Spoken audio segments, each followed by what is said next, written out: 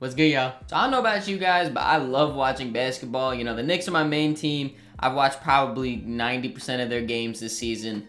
But sometimes the Knicks just aren't enough. I gotta watch more teams, you know, different games, different teams, all that. I've really enjoyed watching teams like the Celtics, the Orlando Magic, the Lakers. I mean, sometimes they're not that fun to watch, but LeBron is fun to watch. But the team that I want to talk about today, they're super fun to watch and low-key kind of turning a corner right now. Could maybe sneak into the playoffs, the Oklahoma City Thunder.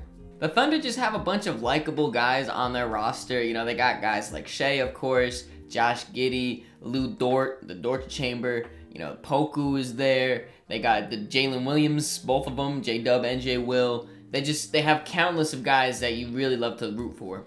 And they're also the youngest team in the NBA. Their average age is about 24-ish, a little bit under 24. Their oldest player on their team are Dario Saric, who they just traded for, and Kenrich Williams at 28. Then after that, the oldest player is Shai at 24 years old. More than half their team is born after 2000, so I mean, maybe I just, since I'm so close to them in age, maybe I just have a connection with them like that. Regardless of how likable the players are, though, this team has been hooping. They use their youth to advantage, and they just get out and run, get quick offense going. As you see here for the year, they have a 101.2 pace, which is 6th best in the league, and they put up 117.9 points per game, which is 3rd best in the league. But I did kind of mention before how they're kind of turning a corner, and when you look at the team since January 1st, they are 1st in offensive rating at 122.6, 2nd in net rating at 7.3, tied for 1st in points per game at 122.5, and 3rd in three-point shooting at 39.4.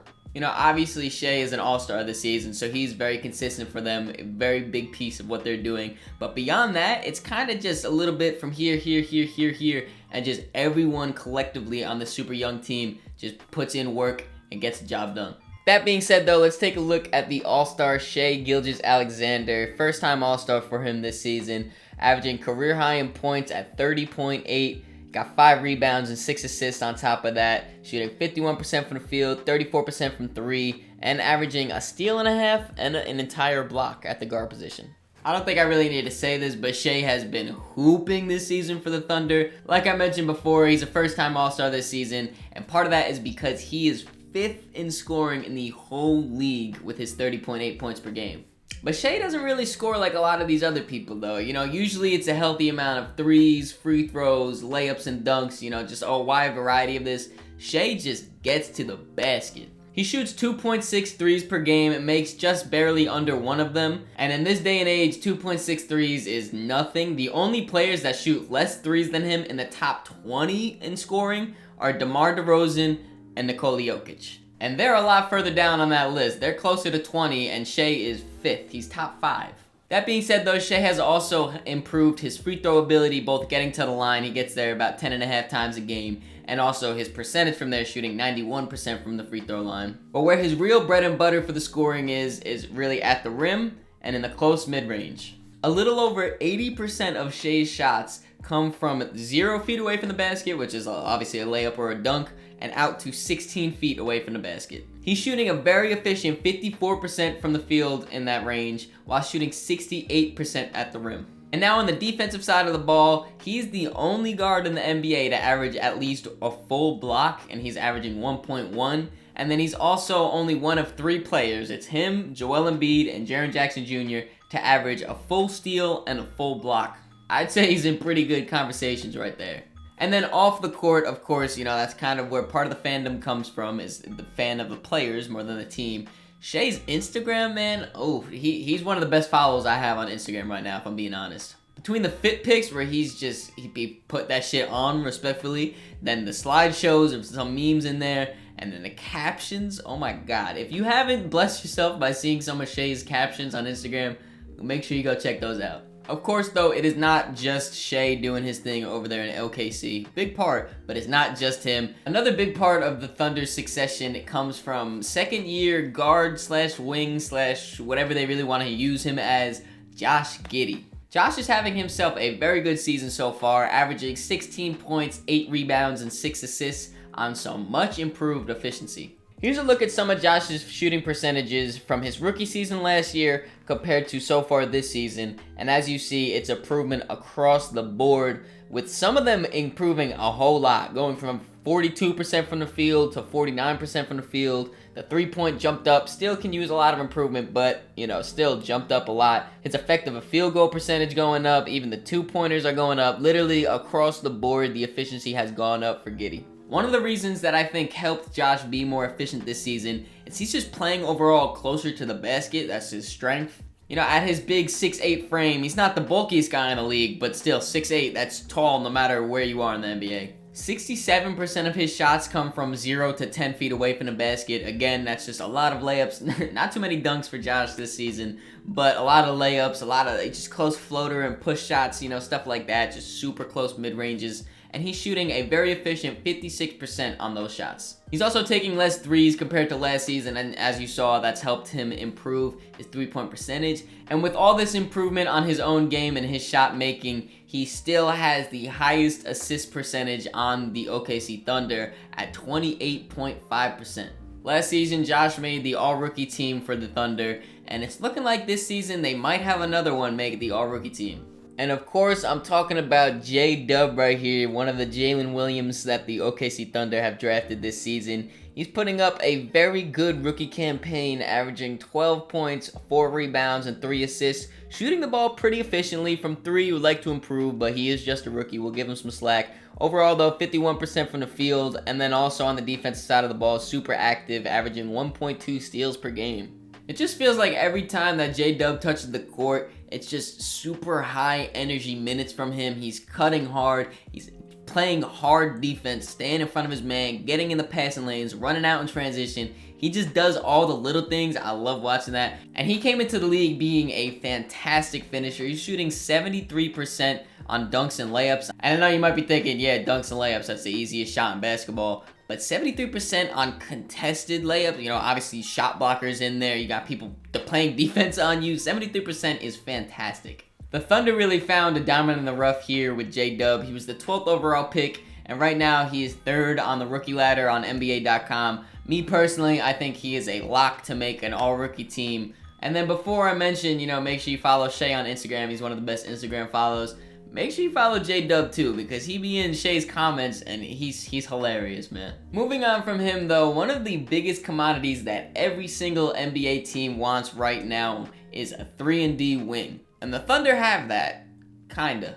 The Thunder have a 3-and-D wing, but they just come in 2 separate bodies. The 3 wing being Isaiah Joe and the D wing being Lu Dort. Isaiah Joe is having himself a career year, and that's an understatement, man.